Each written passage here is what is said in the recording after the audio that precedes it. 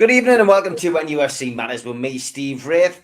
We have a special guest tonight, Holly, Alwaleed. His final day in England, the globe-trotting Saudi who has made an impression on thousands of Newcastle fans now, it has to be said, but delighted to be on the screen with you tonight, Alwaleed. Holly. Yeah, definitely. It's been great spending time with Alwaleed, and I think he certainly left an impression on Newcastle. Good evening, everyone, and I believe now I've been in all Steve Wraith shows. Now even I'm in Steve and Holly show. Great to see you, mate. And it was lovely this afternoon. We had a good get-together at the Tyneside Irish Centre. I just want to say a big thank you to Bill Corcoran, Steve Hasty for pulling this together at short notice and getting everybody along for some wonderful Saudi food. A big thank you to the guys who came along as well, Alwaleed's friends. And serving us up a lovely lunch this afternoon, and it was just great to catch up with everybody for one last time before you head off. And unfortunately, Holly, as part of the Saudi food, there wasn't one of these available, which somebody sent us from a football away days. Now this is a doner kebab and chili sauce pie, which is available at Bonnyrigg Rose Athletic. Fancy one of them? Do you know what it is? I actually rate that. I think it would be nice. You rate it? Yeah, I do.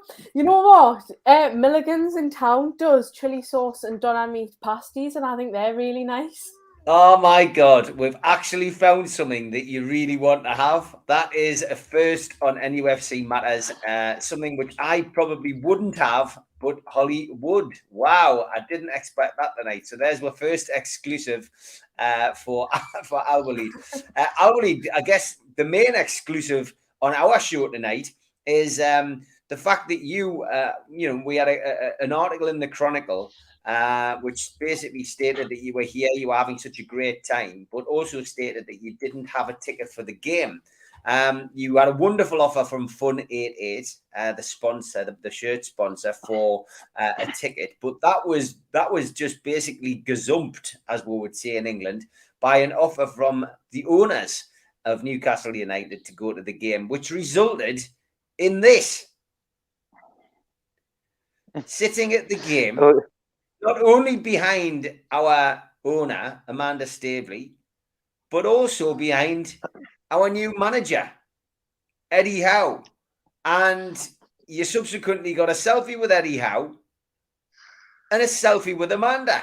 Although Magpies on Twitter said that he thought that was me behind you, photobombing you for a second there. He's even put a beard on the guy at the back. That is one of the security guys at Newcastle United. It isn't me, it has to be said. But, wow, I mean, if your trip couldn't have got any better, Alwaleed, what a day. What was it like for you, meeting Amanda and meeting Eddie Howe? Actually, about this trip, we said it's everybody. Your book, Steve, the one you give me as a gift, every boy dream, and I've been told by my friend Dave that every boy dreams. I already achieved it in 1 week in Newcastle with everything, and I believe the pictures speak by itself. I really was. It was my top list to have a picture with Amanda and Merdad. As appreciation, as for being patient until the takeover finally done. I mean, you spoke to Eddie Howe. You gave him some advice, I believe. Actually, yes. I said that we need someone extra on the front, and he said definitely. So there it is, an exclusive on NUFC Matters. Alwaleed will take first interview. Yeah, it's his first interview. It is his very first interview before he's even sat in the hot seat. And how was Amanda? She's lovely. She's lovely, and I can guarantee that the club is in safe hand, and we're not going to be relegated this season, and hopefully a title coming soon. Great stuff. You did have what we can only call in this country a little bit of a mishap after the game. And that involved the bus. Now, Holly, you travelled down with Alwaleed. Everything seemed to be going really well, and you did a little bit of a live stream on yesterday's show.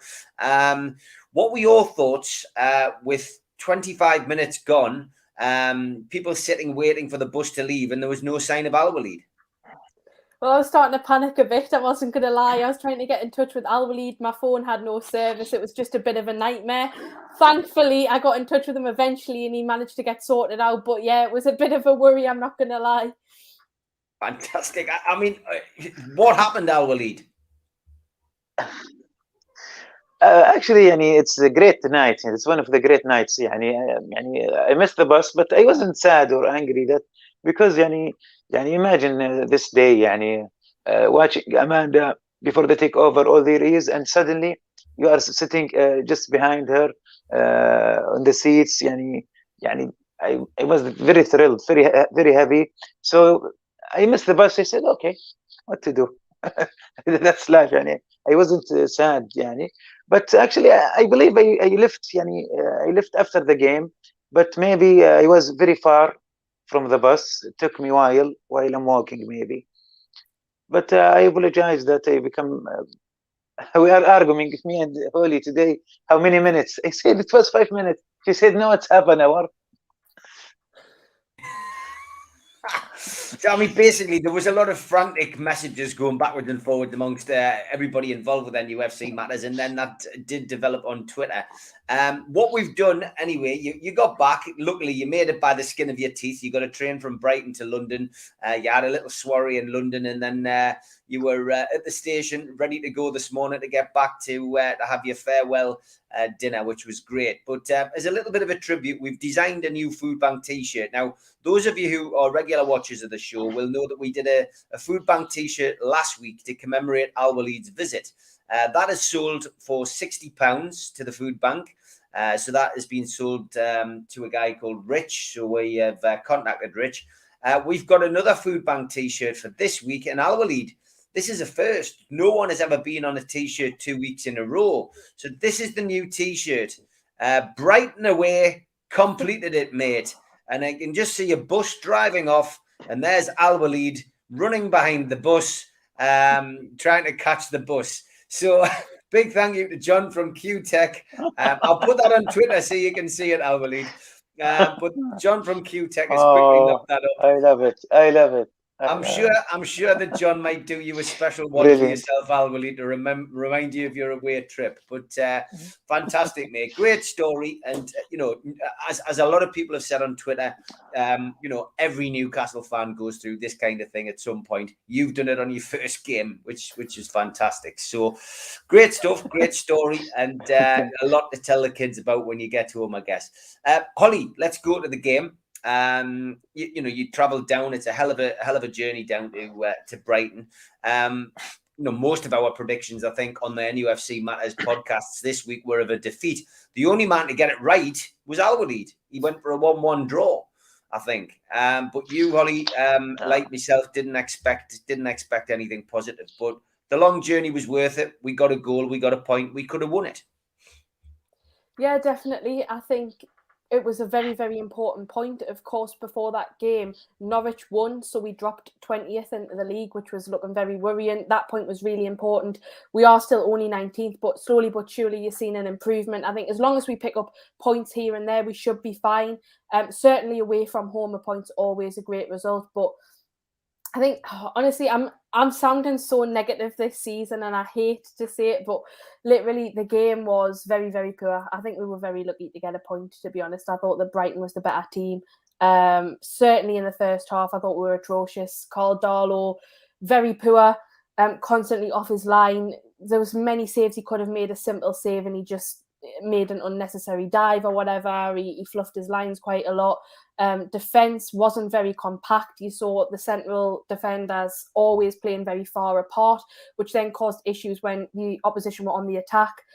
Didn't have many legs in the midfield, and then Callum Wilson was very isolated up top. Sometimes we'd have 2 to 3 defenders on him, and he just couldn't get the ball. So we did really, really struggle in that game.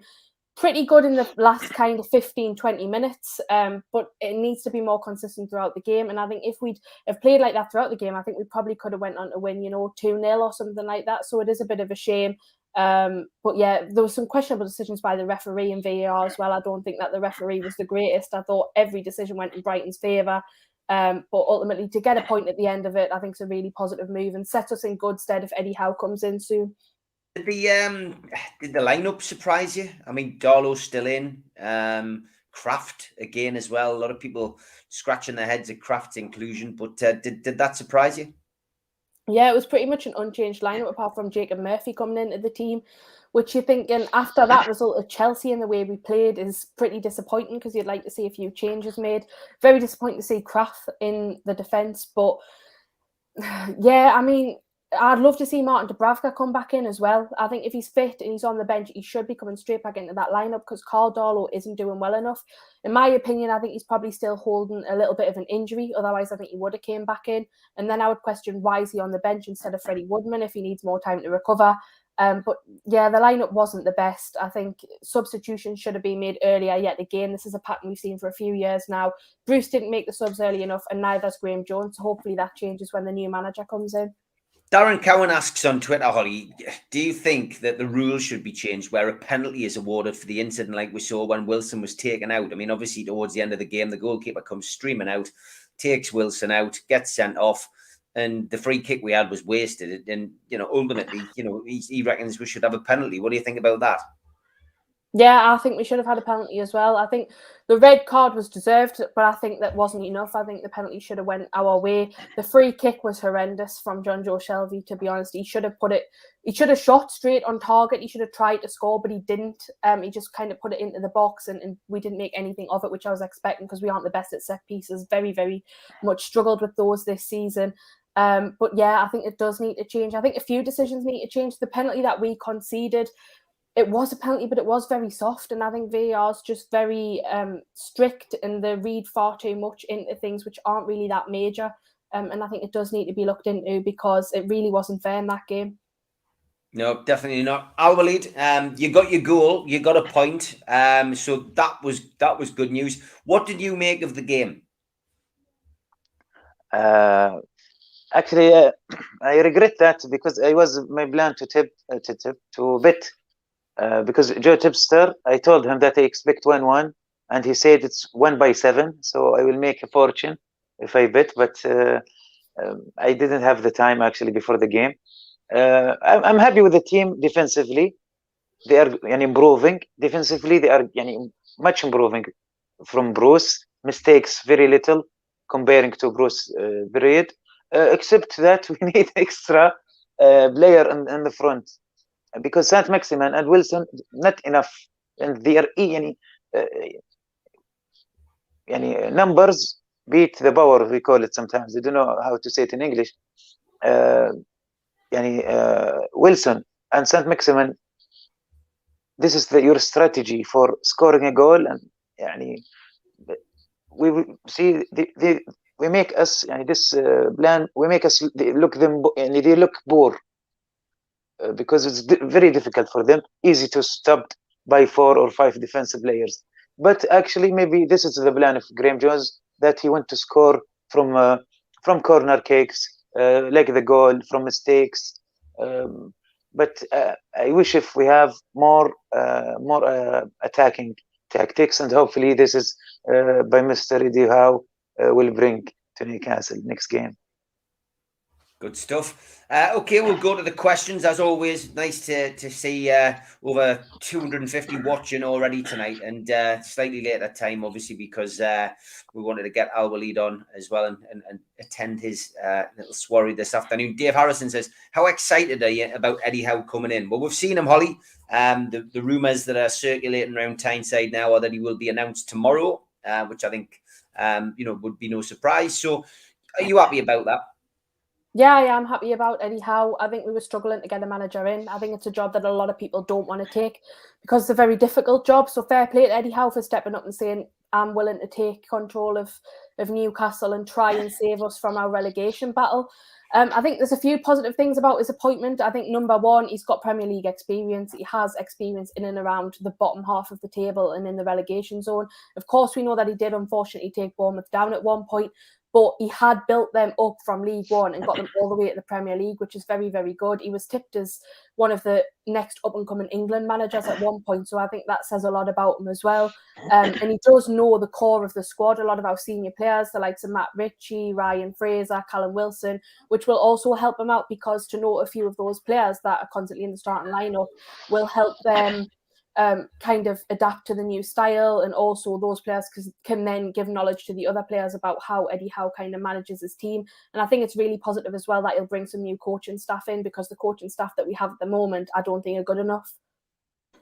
Alwaleed, Eddie Howe, I think it's a manager that was linked right at the start of the search for a new manager. Are you happy to see him coming in?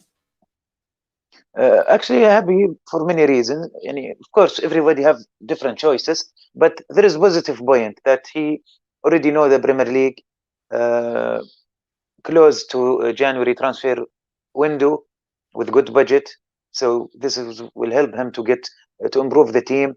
And we speak about it before, the Bournemouth connection, Wilson, Fraser, and Graham Jones. So and obviously he's tactical manager, and I think the team will improve with him, especially especially now we close to January transfer window, which is encourage any manager that even if you are not happy with the choices you have right now, can be changed by bringing great 3 or 4 players in the transfer market.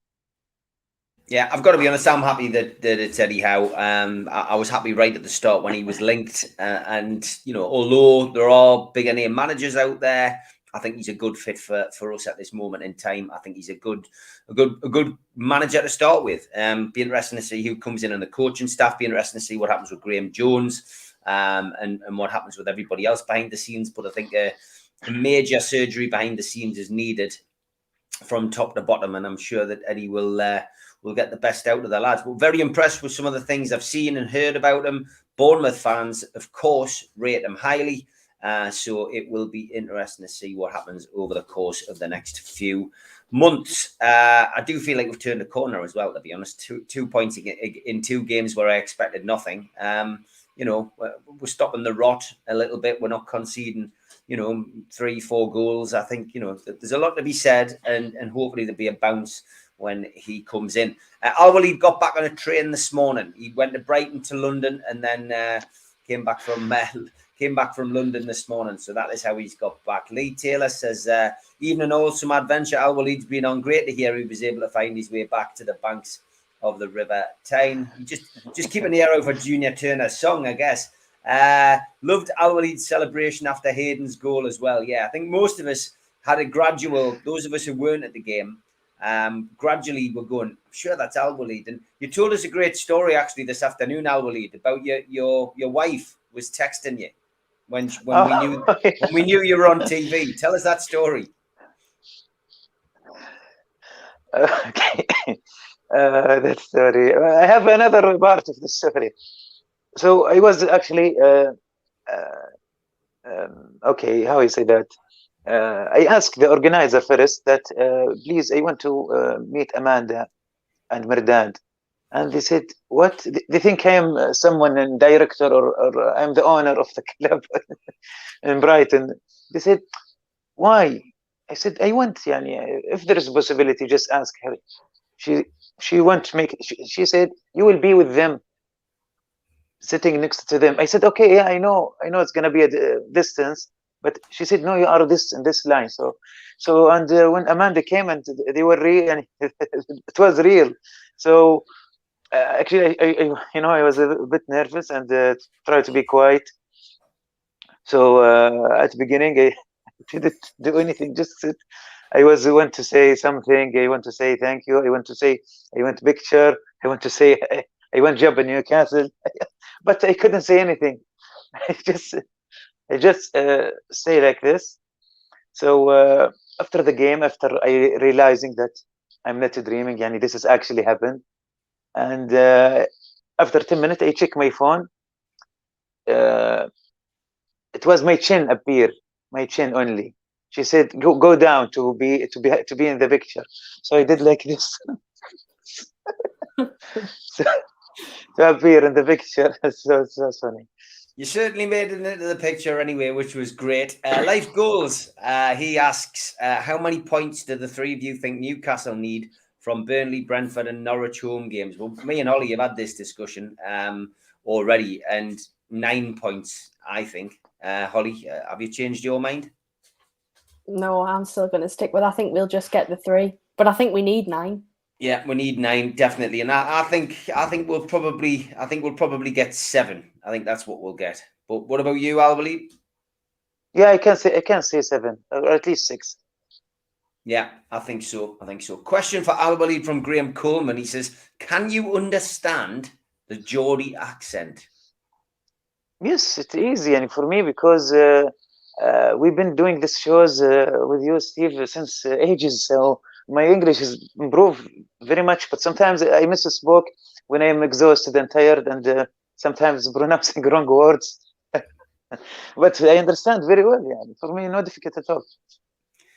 Geordie Ian also says, "So Alwaleed, you legend, did Eddie Howe tell you that he is officially the manager, or were there any hints at it? Loads of clubs need managers now with the happy sacking going on." So he says, did Eddie Howe tell you he was the manager? No, actually, that was only my statement when I said we need someone extra in the front and attacking. He said definitely. And that's heavy for them. That's it. That's it. Good stuff. It was funny. Raymond Evans says, "Hi all. Is it me or does Joe Linton look like a different player? He seems stronger." Holly? I think Joe Linton has improved a lot this season. I still don't think he's a striker, but I think he holds up the ball very well. He's someone that's good to bring on off the bench, which we saw in that Brighton game, and I think he did well.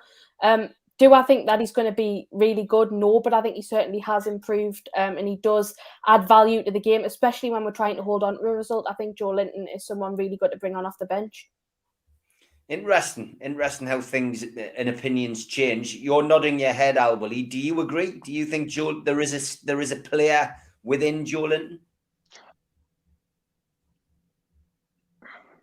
Actually, regarding Joe Linton, I know the plan. Yani, when they play Joe Linton, they want him to hold the ball, so Maxi and Wilson have time to position themselves. But actually, and for me, and Joe Linton doesn't have this. And he's the best maybe we have now. But I believe maybe Lingard, if we have Lingard, he could do better with this tactics. If it's really gonna still that hold the ball, get the other player in the other position. But this is what we the best player I think have the ability to control the ball rather than Wilson and Saint Maximin. Yeah, I mean, with me, I've always said with Joe Linton that there's something in there, but not a £40 million player.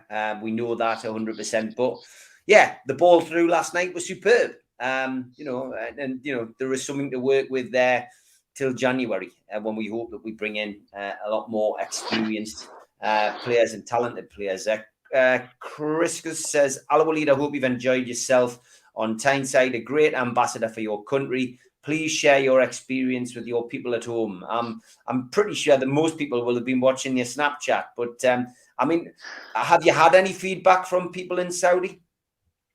Actually, a lot, and I really enjoy the city, and I'm very sad that I'm leaving, but I know I'll come soon again with my family.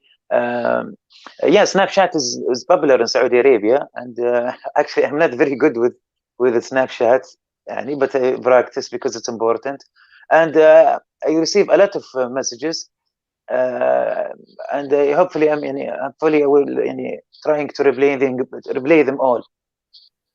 Brilliant. Grow your beard again. You look like John Joe Shelby. Every now and then, it's just nice to have a clean shave. Alan Little says, "Alwaleed's a Geordie, Alwaleed's a Geordie, la la la la." Should not Alwaleed's a Geordie, inshallah. That's what I'll say. Yeah, and actually, when I meet Sir Jimmy, Albert friend, I said, how are the lads? He said, no, now we see it different. I said, how? He said, halal the lads. Tom Dixon says, what's your thoughts, Holly, on managers getting sacked? Aston Villa and Norwich are now looking for new managers. It's weird, isn't it? Because we've just had, Tottenham, Norwich, Aston Villa. Norwich was bizarre. He wins his first game and, then the second. But yeah, I mean, it's silly season, isn't it, at the moment? Yeah, I think you usually see managers being sacked and new managers being brought in around this time of the season, because this is when people start to panic when teams aren't doing as well as they maybe should. But certainly there's been a lot more managers sacked than usual. I thought it was quite harsh on Nuno as well at Tottenham, because I thought he was actually doing an okay job. Football wasn't the greatest to watch, but I don't think the results were horrendous by any stretch of the imagination. But yeah, I think that definitely clubs are going to be trying their best to get new managers in. There's not a lot of big name managers available, actually, so I think it's going to be difficult. But certainly for us, I'm happy with Eddie Howe to come in. I think he's a perfect manager to come in and lay the foundations for the next kind of 2.5 years to build something, and then we can start worrying about challenging and pushing on in the league. Yeah, Rachel, Voldemort's not very complimentary, is it? Dear me, what have I done to do that? Where's the beard gone? Says Roger. Steve, get the beard back. Where's my pop? Says, get the beard back, man. Dear me. It's revenge for your lookalike of me. It must be, yeah. Everyone's having a pop a dip. And I've had this sent on Twitter from Paul. He says, was this Alwaleed? in Brighton. I don't know where he's got that picture from, but it is very good. It is very good. Could be me though. It could have been you last night. Yeah, who knows? The Geordie Parrot says they aren't fit enough. That's why we can't play it like that all game, which is pretty true. Kraft's a liability, says Graham. And John Joe Shelby taking over NUFC matters, says Roger. Not quite. Don't worry, it's still me. I might not have the beard, but it is still me. Yeah, I mean, look, it's an interesting point about Kraft, but I mean, I watched the game on TV last night. I did think he was pretty, he contributed when he came on, and I don't think they can say much more about that. But Kraft is somebody who splits opinions. He's more of a he seems to be more of a centre-half than he is a full-back, it has to be said. But but Kraft, Joe Linton, those kind of players, you're hoping that they're not going to be in the team or in the squad come January when we bring some new players in, let's just hope anyway. Tom says, how on earth could we have been given a penalty? It was miles outside the box. Come on, sorry, but suggest it should have been a penalty is crazy. It's somebody, Tom, on Twitter who suggested that. They think that the rules should be changed, that, when it's outside the box, because it's clearly no attempt for the ball and it was a goal scoring opportunity, that nobody at Newcastle didn't benefit from that. That was the point he was trying to make. So, essentially the team that benefits is the team that they play next. There wasn't enough time in the game for Newcastle to change things. But yeah, that was the point he was making. We're not necessarily saying that. Brian Blades. Yeah, this is sorry to interrupt. This is the one of the beauty of the team of the game. This move from the goalkeeper, goalkeeper take a risk, and this is smart by him that he saved the team from a second goal. So I think this is beauty for the game, to use anything. Like sometimes, remember, and I'm sure a lot in Premier League this happened in World Cup, like Suarez when he prevent the goal by his hand. Yeah, I agree. Yeah, this is the beauty of the game, and tactical plans. Yeah, definitely a technical decision. You're quite right. Brian says, do you think Shelby bottled it with a free kick, Holly? Yeah, I do. I think it's interesting that you think that he had a decent game, because I don't think he did. I think he tried to do those typical Hollywood balls, which is all he's really got in his game, and that's why he gets game time mainly, because he's probably in the past the best passer of the ball on the pitch. He can create a lot of good chances, but I thought his passing was horrendous. I thought he was trying to do these Hollywood balls and they weren't really going anywhere. They weren't achieving anything. There was times where he should have put it straight into the box and he was passing it back. I really don't understand why he was doing that, and that free kick was wasted. And I knew it was going to happen as well. I thought there's no point in Newcastle getting set pieces because we make absolutely nothing of them. And I thought John Joe Shelby was very, very poor. I think he's starting to lose his game a little bit.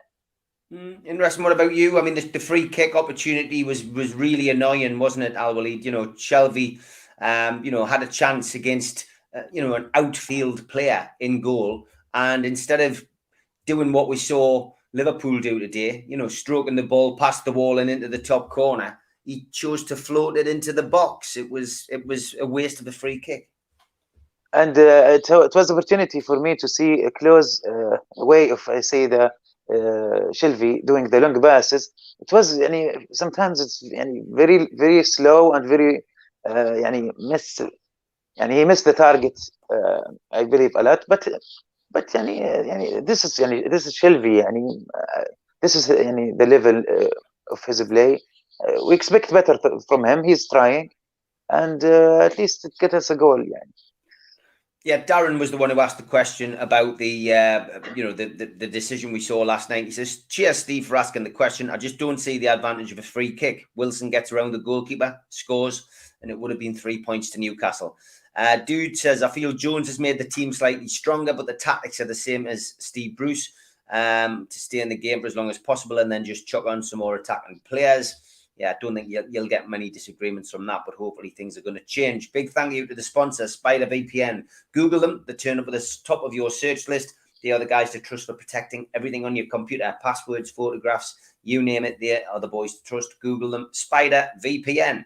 Skipsandbins.com, telephone 0800 25 45 25 3, email enquiries@skipsandbins.com, website www.skipsandbins.com. Easy, contract free and pay as you go waste collection. And a big shout out to L&G Family Funeral Directors 0191 389 7245 and acutechshop.co.uk, the makers of pool tables and snooker tables in Walls and Newcastle, and the guys who run our website NUFCmatters.com, where you can pick up all kinds on there, including some rather fancy t-shirts, mugs, and other Christmas ideas. Big shout out as well to John at Jab Signature, jabsignature.co.uk. Their new range is available now. He makes our flyers. And Newcastle Legends logo in the bottom right-hand corner is where you go to subscribe to the channel for free. We do 7 shows a week. Hit the thumb up to like the video, click share to share to your other social media, and drop into the comments box to speak to like-minded Newcastle fans or to put a question on the screen. We're also available as a podcast on iTunes and Spotify and other podcast providers. And we are usually up on there within about 24 hours. Christmas do is nearly upon us, 19th of November. Tickets for that are £12, all proceeds to the food bank. The week after, Peter Beardsley's at the Irish Centre, and tickets for both events are from newcastlelegends.com. Click shop and you can buy your tickets on there. And we're also at Bobix in Jesmond, and that is on the 9th of December. Again, all proceeds to the food bank. Myself and Supermac will be in attendance, and tickets are from bobix.com. Don't forget you can make a donation to the food bank using the Matchday bucket, nufcfansfoodbank.co.uk, and also enter the raffle to win a pair of custom-made Peter Beardsley trainers by I Am The Renovation, and they will have Beardsley signature on and will be custom-made in your size, and you will be able to purchase tickets £1 each from nufcfansfoodbank.co.uk. Don't forget as well, on Voucher and on Groupon, you can also buy tickets for next year's event at the Tyne Theatre with Peter Beardsley. Groupon and Voucher have got some great deals on there. Chance to meet Peter and come along to that event, make a great Christmas idea for people. So get yourself on there. And don't forget the back page has got copies of my book, Every Boy's Dream. I'm sure that Alwaleed will probably be writing a book about his trip to Tyneside and sticking one in the back page soon. I think a lot of people would find it very interesting. But yeah, you can get a copy of that in the back page in Newcastle or the Metro Centre. Cesare says, any thoughts on the owner's mistakes, if you can call it that, while learning how to run a club, i.e. keeping the backroom staff versus Eddie's staff? Maybe Staveley is not ruthless enough. Holly, I mean, I wouldn't say it's mistakes. I mean, we don't really know the ins and outs of stuff that's going on at the club. So it's something which you can only really give an opinion on. And I guess, Cesare's opinion is that there's been mistakes made, but I don't know. I mean, what's your thoughts on that? I guess my thoughts are that had they gone in and binned Steve Bruce and everybody else, then, who's going to be doing the day-to-day running of the club? Who's, you know, you can't leave Graham Jones in charge on his own, you know, and expect, you know, academy staff to step up to do the job. I think they've probably done this in the right way. I'm not sure. What do you think? Yeah, it's got to be a gradual process. Of course, you can't just come into a football club and get rid of everyone without having people ready to bring in. It was pretty much sprung on the new owners because they wouldn't be expecting the club to be taken over that quickly. We were expecting to fight a couple of legal cases in order to get the deal to go through. And then it just kind of went through overnight. So it was sprung on them and they wouldn't have had those people in place ready. And so it's not the most professional thing as well to just go and sack all of the people. I know there's like kind of staff within the club that don't work necessarily with the players that people are disappointed are still here, but you need to give them time. I think that it was the right time to let Steve Bruce go. I can understand why they kept him on, but when they saw that Spurs performance, they realised they had to let him go. The fans were calling for him to go.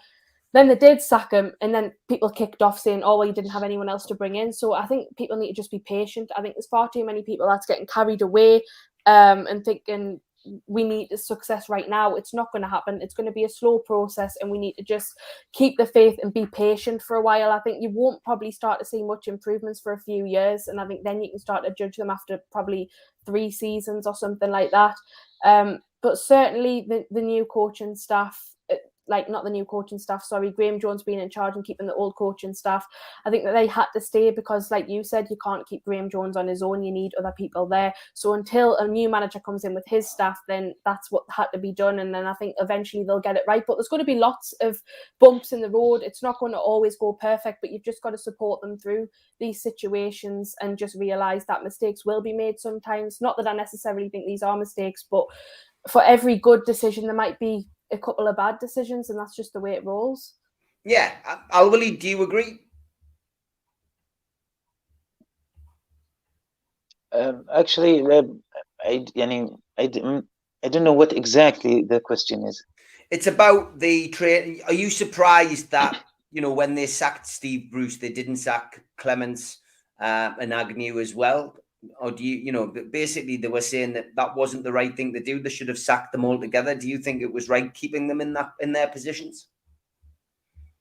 Actually, it doesn't matter. My opinion. It's usually the coach decision. Yeah, the manager. He decide the team, who should be assistant, who should be his crew. So it's pretty much his decision.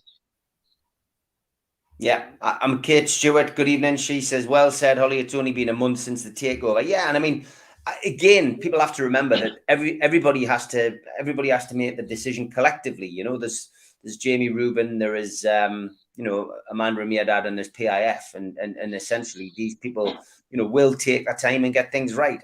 I'm pretty sure that the appointment of Eddie Howe was the right one, and you know, we will look forward to seeing how he progresses. Rachel says, hopefully with the international break, Howe will be announced tomorrow, and he has a couple of weeks intensive training with the team. Yeah, international break, of course, a few of the players will be away. But yeah, I mean, that's it. Jeff, always with a quip. He says, somebody has to put the cones out. Why not the two Steves? I think you're right. I think you're right there. That somebody does have to do that. Brian says, I'll believe, mate, what a legend you are, Bonnie lad. Please explain. We need to keep our stadium where it is when you speak to your friends. It's Holly's wish, as you know, and you owe her a favour. It's actually not my decision. Jody Ian says, have you all seen Howe's training videos on Bournemouth's YouTube channel? He seems well engaging and enthusiastic. Watch him on Goalhanger YouTube channel with Gary Lineker. Yeah, I mean, have you seen that, Holly? I've watched it, and it does make a big difference. There's a big contrast between Eddie Howe's training video and any footage I've seen of Steve Bruce at the training ground, walking around with his hands in his pockets and nothing going on in the background. Yeah, I have seen the video. I saw the one where he was explaining tactics and stuff, and he spoke very, very well. It's refreshing to actually see a manager coming into Newcastle that understands tactics, because Steve Bruce didn't believe in them, it seems. So that is a very welcome change, and I think that it'll be interesting to see how he changes the system and the team. I'd love to see us play a different formation rather than 5 at the back, because I'm really sick of seeing that now. Yeah. Yeah, me too. Have you watched the training videos, Alwaleed, of Eddie Howe? No, actually, but I'm looking forward to watch it. Yeah, there's some good ones. There's some good ones. You need to have a look. There's plenty of them circulating on Twitter. Tom says, I thought we would have played with Dubravka in goal yesterday. I'm hoping he'll be in goal after the international break. Well, he's been selected for his country, so I'd imagine he's going to get a game for his country. But yeah, Holly, you know, a bit strange. 2 games in a row now. He hasn't chosen Dubravka. Yeah, it makes absolutely no sense. I think unless Graham Jones doesn't really like Martin Dubravka, he doesn't rate him as a player, which shouldn't be the case because you should put the person in the team that's going to do the best job. And that, in my opinion, is Martin Dubravka. The only other reason I can think is if he's still having a little bit of an injury issue, but then he's been selected for his country, so he must be okay because I'd imagine he would have done fitness tests and things like that. It is a strange situation. And the people saying that it's harsh to drop Darlow because he hasn't played that badly, I disagree. Do I think he's been horrendous? No, but he hasn't been good either. You'd bring Martin Dubravka in and he would have kept a lot of those goals out that we've conceded with Carl Darlow in the net. Yeah, I would agree. Would you like to see Dubravka in the next game, Alwaleed? Sure, why not? But I think consistency of the play of the Darlow. That's why he played, because he didn't play a long time Dubravka. So and now, the team right now in a condition. They just want, they didn't want to lose. So making decisions, who is the goalkeeper? I think this is not the priority for the team. They just thinking about 5 at the back, how to defend. So I didn't think they give it a go, much go. But I think he will be, if he will play with an international break, I think he will be ready to get back to play in starting lineup. Dean Harvey wants to know, do we think Fernandez will get a chance under the new manager, Holly? Yes, I think Fernandez will. I think he's our most reliable centre-back. A couple of years ago, he played more minutes than anyone else in the team. He was starting every game and you could always rely on him. He'd always put in a good performance and he's very, very solid in the central defence. It's a massive shame that he's not being played at the moment. I think the issue that we have is there's no really defenders that play well together. I haven't really come across any partnerships that have worked well in the defence this season. So I think that definitely needs to be a priority, but not just Fernandez, also Shaw in the central defence. I'd love to see him get a chance under Eddie Howe because I think Shaw is a very talented centre-back, a bit different to what we have currently in the team. He can score a goal if he wants to and he's very, very exciting. He plays very well for Switzerland, constantly gets a game for them. So I'd love to see both Fernandez and Shaw come back into the side. Yeah, me too. It'll be interesting to see what changes are made, and of course, he's got 2 weeks to work with some of the squad, and obviously the rest will be back after the international break. We should buy Villa's goalkeeper in January, says Paul. This international break's coming at a great time for us, giving Eddie Howe 2 weeks to adapt his style on the players in the time ahead of our first game back against Brentford. Fernandez and Shaw, again, same question to you, Alwaleed. Would you like to see them, get back into the team under the new manager? Of course, I think sometimes I've been coaching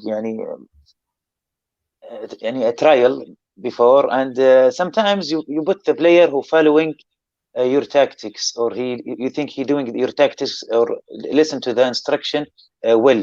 So I think this is the reason why like Fernandez and Char, maybe they think if there is no injury, but they think like Crafter. For me, it's a surprise. Why Crafter in the lineup? And for me, this is very surprising. Unless if there is no injury, for me, very surprising. But I believe because he tactically following what he been told, and this is what the manager care most. Yeah, I think it would be good to see just everyone have a clean slate and given the opportunity to work under him. I think it would be good to see. I mean, he'll go in and assess it. He'll listen to what people have got to say. Graham says, Alwaleed, have you any plans to come back to Newcastle? Yeah, well, he mentioned that at the top of the show. He's going to come back with his family, but most definitely. Tony says, Eddie Howe's masterclass talk and tactics over the 3-0 win against Conte's Chelsea is also a very good watch.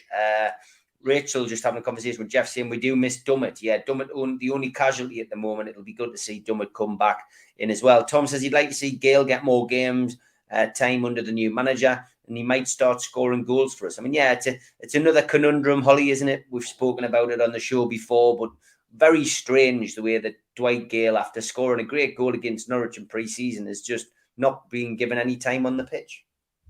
Dwight Gale, that situation's been very weird for a long time because he hardly played, and then he did play, did very well, scored some goals, then came back out of the side and started playing again, did pretty well, and then again got isolated from the side. Steve Bruce constantly highlighted the fact that he was a favourite player. He wanted to sign him for other clubs when he was manager there, and then doesn't play him. It's really weird. And then we gave him that new 3-year contract extension, and he's like, he's not even coming off the bench most games.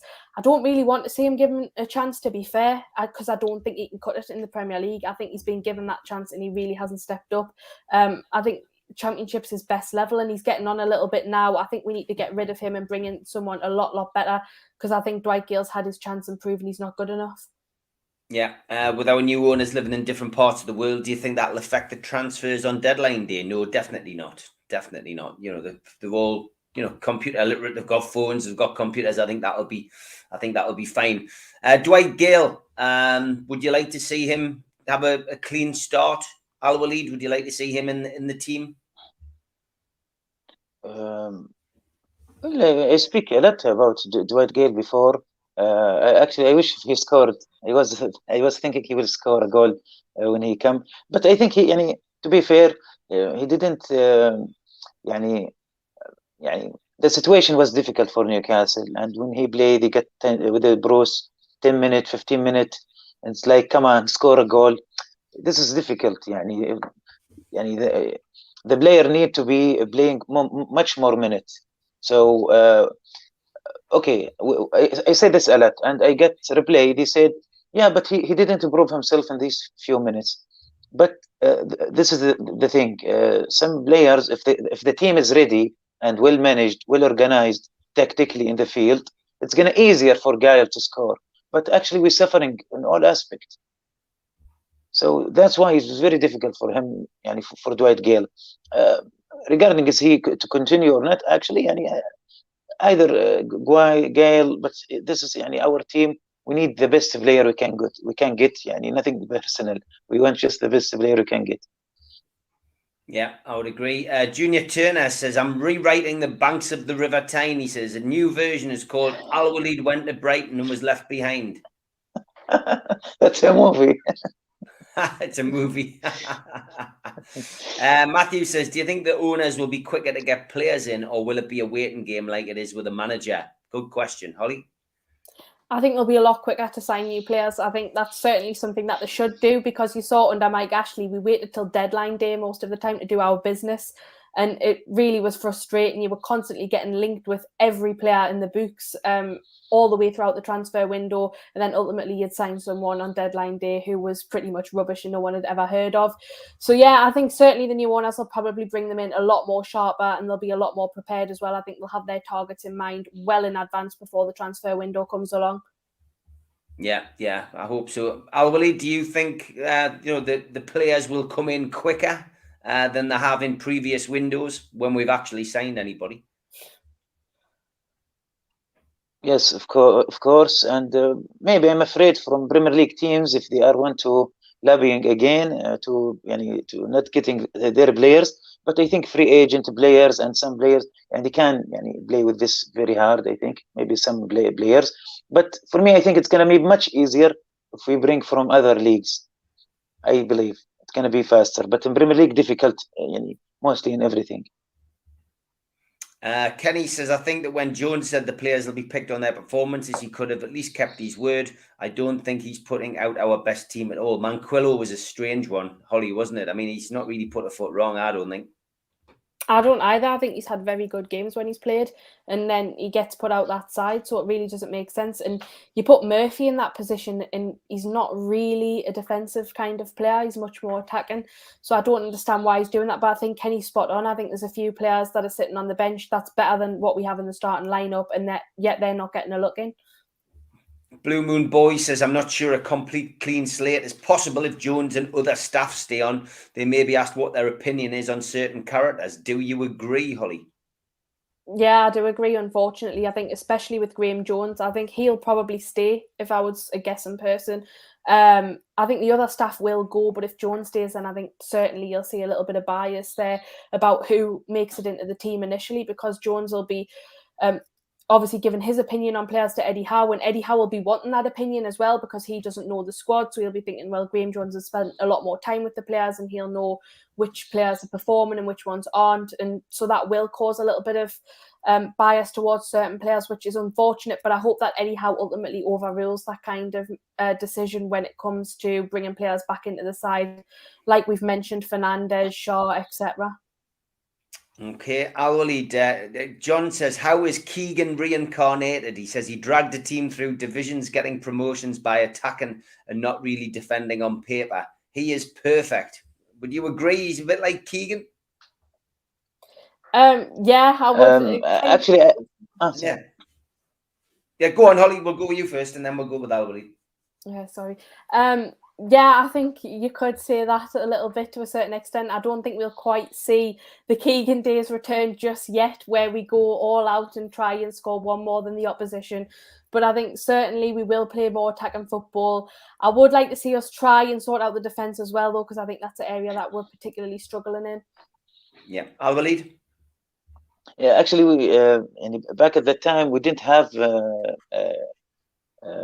games on to watch at Keegan era. Yeah. I mean, with Howe, I think it's just the fact that he's taken them from a certain level and built them up and got them into the Premier League. I think what I'll always say about Eddie Howe was he was at a club like Bournemouth and they created some great players and then they sold them and they didn't replace them. And that was essentially why, they eventually got relegated. You're never going to be able to stay in the Premier League if you keep selling your best players. And that was unfortunately, I think, what happened to Eddie Howe at Bournemouth. Graham says, Holly, Ashley would sign a player on, what was that? Only sign a player on deadline day, a loan player on deadline day if we were lucky. I get your point. Life Goes says, Alwaleed, do you miss your dark hair or will you keep it blonde now? Actually, it's very hard to keep it blonde because the roots is black and white now. So I can't. So, but as I said, this is after takeover celebration. But maybe I will do something different when we get the title soon. Okay, Howe certainly has more attacking philosophy, says Donald. Chris Little, good evening, mate. He says, still waiting for Scooby-Doo to pull the Graham Jones mask off and reveal Steve Bruce. Yeah, I know exactly what you mean there, mate. Roger says, do you think it'll be hard to move on some of the players that aren't getting game time but are on decent wages, Holly? I think it'll be very, very difficult. That's one of my biggest worries. I think what we're going to have to do is probably try and sacrifice these players for a very low selling fee, and probably have to kind of outdo ourselves with a bit of money in that way, because there's a lot of players, certainly senior players, that are on big wages. The likes of John Joe Shelby, I think he's on about £80,000 a week. Realistically, there's only championship clubs that are going to want John Joe Shelby. I think you might get a relegation for that kind of Premier League club at best that come after him, but they're not going to pay £80,000 a week. These clubs can't afford it. Yeah, same question to you, Alwaleed. Do you think it's going to be hard to sell some of these players? I remember there was a photo get popular, what the player makes. I'm not sure if it's accurate, but some numbers, it's not fair at all. Some good players with less wages and vice versa. But I think the operation of now renew the player and the lineup for Newcastle, it's going to be one by one. So let's see in the January window, I believe we can get 3 or 4. So this is going to be a replacement, but in a normal way. We're not going to suddenly bring 11 players in the team. Do you think some contracts will be terminated, says Dunnell? I would imagine so, mate. Yeah, I think one or two may well get terminated. Can't keep paying people and not playing them. Will be interesting. Trull says Connor Cody should be the first signing, in my opinion. Really hope so. He's linked to us. Phil Jones's rumours and nothing more. Connor Cody, Holly, would you like to see him at Newcastle? Definitely. We definitely need to strengthen in the defence. I think he's a very, very good defender. Also, someone that could probably come in and take the captain's armband from Jamal Lascelles, because I think Lascelles is poor. Hasn't really been good since Rafa Benitez left. So I think Cody coming in and taking that responsibility from Lascelles would give the team an instant lift within the side. So I think that Connor Cody would be a fantastic signing for us, and I hope it can happen. Yeah. Same question to you, Alwaleed. Connor Cody, would you like to see him at Newcastle?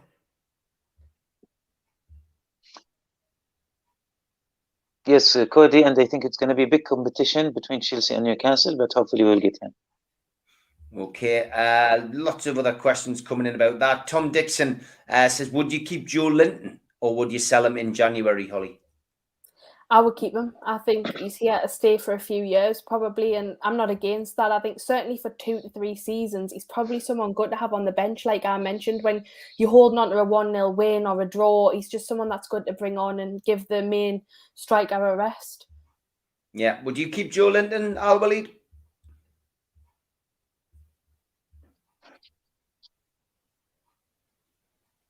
Did you get that, Alwaleed? Would you keep Joe Linton? No. No, definitely not. Definitely not. Matty Longstaff needs to be brought back. No, definitely not. Matty Longstaff needs to be brought back and loaned out to someone who will actually play him, says Matthew Simmons. Yeah, he hasn't had a good time in Scotland, has he, Holly? He doesn't seem to have been getting a game at all.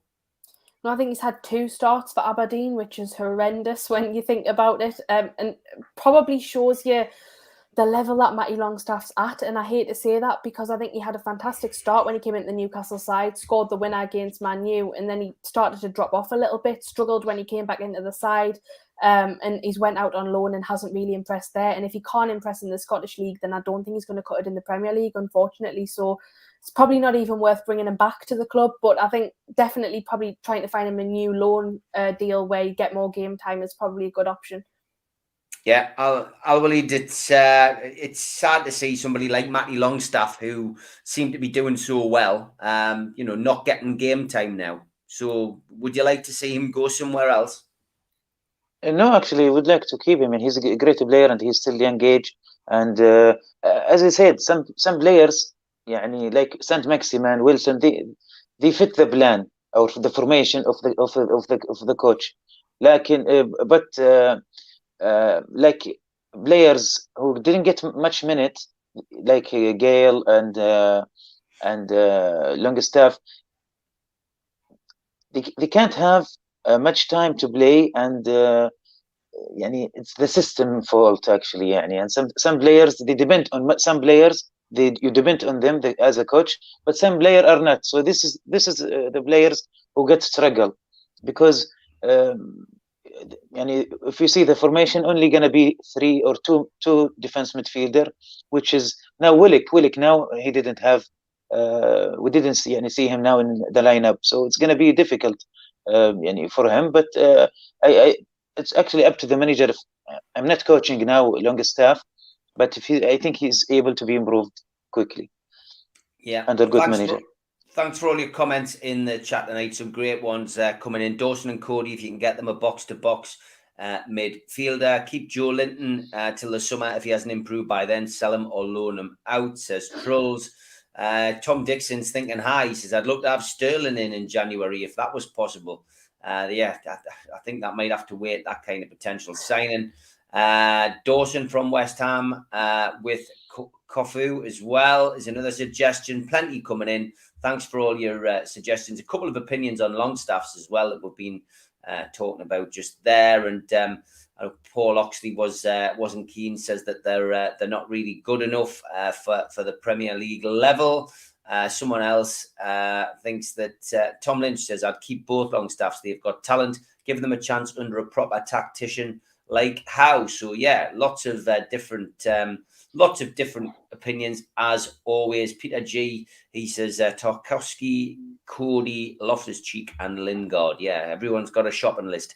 Alwaleed, we will leave the last word to you, my friend. You've had a great 10 days. You're flying back tomorrow. Give us a final message for everybody who you've seen and met over the last 10 days.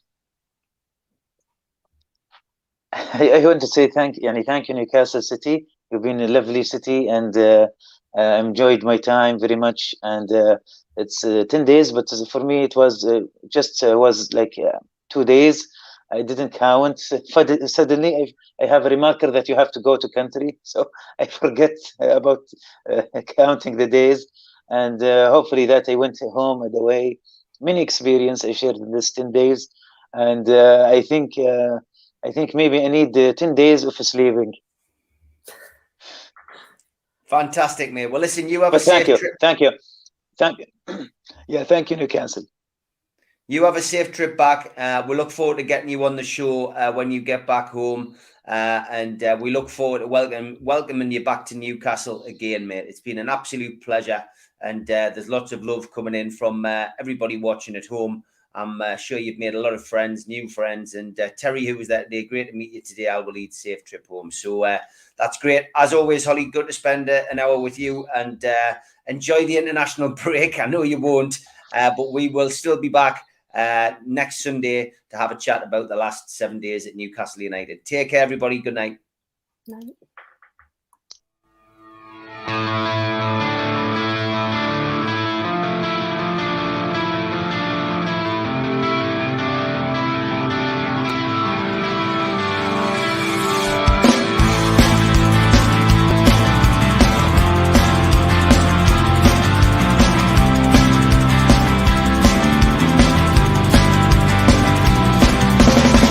Head back with the critics